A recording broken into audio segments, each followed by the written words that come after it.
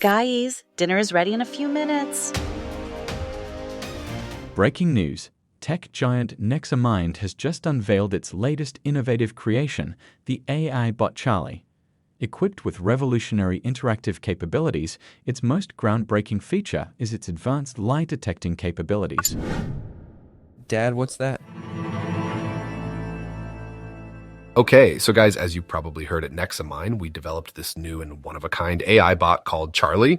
It does plenty of cool things, but the coolest feature is its lie detector, and I thought that it would be a cool idea to try it between us like a fun game. What do you think, guys? Jim, are you sure it's a good idea?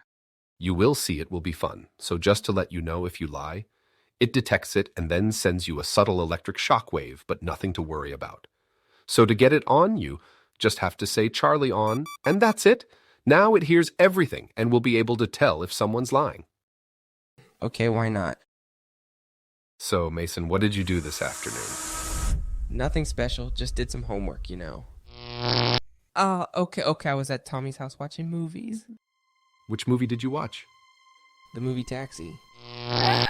Okay. We were watching fake taxi videos, like you know. Which episode? Mm-hmm. I mean, what? Fake taxi videos?